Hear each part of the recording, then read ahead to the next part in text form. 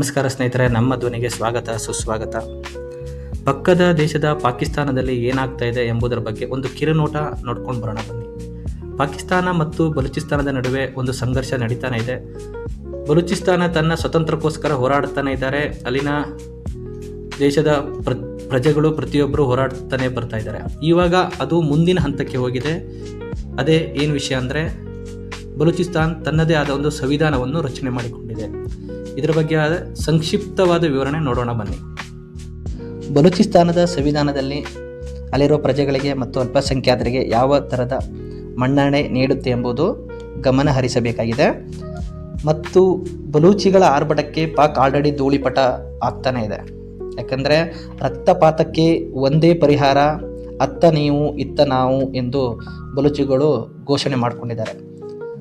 ಅಂದರೆ 1971ರ ಇತಿಹಾಸ ಮತ್ತೆ ಮರುಕಳಿಸುತ್ತಾ ಪಾಕಿಸ್ತಾನ ಮತ್ತು ಬಲೂಚಿಗಳ ನಡುವೆ. ಬಲೂಚಿಸ್ತಾನದಲ್ಲಿ ಹುಟ್ಟಿಕೊಂಡಿದೆ ಹೊಸ ಸಂವಿಧಾನ.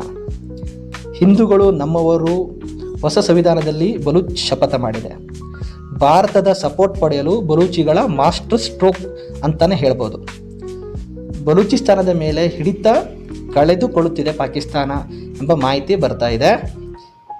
ಮತ್ತೊಂದು ವಿಷಯ ಏನೆಂದರೆ, ಇಸ್ಲಾಮಿಕ್ ಮಾಡೆಲ್ಗೆ ಬಲೂಚಿಗಳ ತಿರುಗೇಟು. ಯಾಕೆಂದರೆ ಇವ್ರ ಸಂವಿಧಾನ ಇಸ್ಲಾಮಿಕ್ ಮಾಡೆಲ್ಗೆ ತಿರುಗೇಟು ಕೊಡೋ ಥರ ಇದೆ.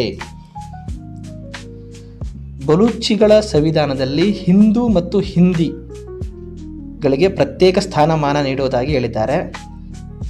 ಈ ಸಂವಿಧಾನದಲ್ಲಿ ಬಲೂಚಿಸ್ತಾನ ಪಾಕಿಸ್ತಾನದ ಭಾಗವೇ ಅಲ್ಲ ಎಂದು ಸಾರಿದ್ದಾರೆ.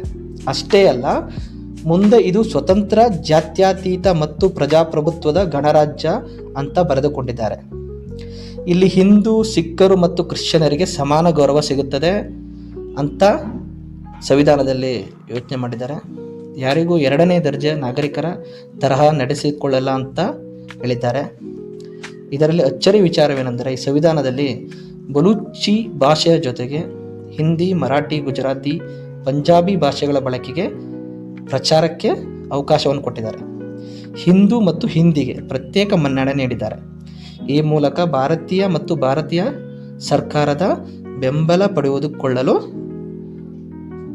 ಒಂದು ಕಾರ್ಯರೂಪಕ್ಕೆ ತರುತ್ತಿದ್ದಾರೆ ಎಂಬ ಮಾಹಿತಿ ಇದೆ. ಹಿಂದೂಗಳಿಗೆ ಸ್ವರ್ಗವಾಗುತ್ತಾ ಪಾಕಿಸ್ತಾನದ ಬಲೂಚ್ ಪ್ರಾಂತ್ಯ. ಪಾಕಿಸ್ತಾನ ದೇಶದಲ್ಲಿ ಹೇಗಿದೆ ನಮ್ಮ ಹಿಂದೂಗಳ ಪರಿಸ್ಥಿತಿ ಬಗ್ಗೆ ನೋಡ್ಕೊಂಡು ಬರೋಣ ಬನ್ನಿ. 2000ನೇ ಇಸ್ವಿಗಿಂತ ಮೊದಲು ಅಲ್ಲಿ ಹಿಂದೂಗಳು, ಸಿಖ್ಖರು ಮತ್ತು ಮುಸ್ಲಿಮರು ಅನ್ಯೋನ್ಯವಾಗಿ ಜೀವನ ಮಾಡ್ತಾಯಿದ್ರು. 2023ರ ಸೆನ್ಸೇಷನ್ ಪ್ರಕಾರ ಬಲೂಚಿಸ್ತಾನದಲ್ಲಿ ಪ್ರಾಂತ್ಯದ ಜನಸಂಖ್ಯೆಯ ಶೇಕಡ 0.41%ರಷ್ಟು, ಅಂದರೆ ಅಂದಾಜು 59,000 ಹಿಂದೂಗಳಿದ್ದಾರೆ. 1978ರಲ್ಲಿ ಈ ಸಂಖ್ಯೆಯ 39,000 ಇದ್ದ ಈ ಸಂಖ್ಯೆಯು ಜಾಸ್ತಿ ಆಗಿರಬಹುದು. ಆದರೆ ಇಡೀ ಪ್ರಾಂತ್ಯದ ಜನಸಂಖ್ಯೆಗೆ ಹೋಲಿಸಿದರೆ ಇದು ತುಂಬ ಕಡಿಮೆ ಅಂತ ಕಂಡುಬರ್ತಾ ಇದೆ. ಕ್ವೆಟ್ವಾ, ಸಿಬಿ ಟ್ರೇಡ್ಗಳಲ್ಲಿ ಮತ್ತು ಹಿಂದೂಗಳು ಬಲಿಷ್ಠರಾಗಿದ್ದಾರೆ ಎಂಬ ಮಾಹಿತಿ ಇದೆ. ಕಳೆದ 20 ವರ್ಷಗಳ ಪರಿಸ್ಥಿತಿ ಬದಲಾಗಿದೆ ಅಂತ ವರದಿ ಪ್ರಕಾರ ಹೇಳುತ್ತೆ. ಇದರಿಂದ ಅಲ್ಲಿನ ಅಲ್ಪಸಂಖ್ಯಾತರು ಭಯದಿಂದ ಬದುಕುವ ಅವಶ್ಯಕತೆ ತುಂಬ ಇದೆ. ಪಾಕಿಸ್ತಾನದ ಹ್ಯೂಮನ್ ರೈಟ್ಸ್ ಕಮಿಷನ್ ವರದಿ ಪ್ರಕಾರ ಒಂದು ದಶಕದಲ್ಲಿ ಅಂದಾಜು 3 ಲಕ್ಷ ಜನ ಬಲೂಚಿಸ್ತಾನವನ್ನು ಬಿಟ್ಟು ಓಡಿ ಹೋಗಿದ್ದಾರೆ. ಇದರಲ್ಲಿ 10,000 ಜನ ಹಿಂದೂಗಳಿದ್ದಾರೆ ಎಂಬ ಕೂಡ ಮಾಹಿತಿ ಇದೆ.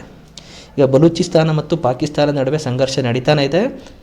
ಮುಂದೆ ಏನಾಗುತ್ತೆ, ಪಾಕಿಸ್ತಾನ ಮತ್ತು ಬಲೂಚಿಗಳಿಗೆ ಯಾವ ದೇಶಗಳು ಸಪೋರ್ಟ್ ಕೊಡ್ತಾರೆ ಎಂಬುದರ ಬಗ್ಗೆ ಮುಂದಿನ ಮಾಹಿತಿಯನ್ನು ಮುಂದಿನ ಸಂಚಿಕೆಯಲ್ಲಿ ನೋಡೋಣ. ಧನ್ಯವಾದಗಳು.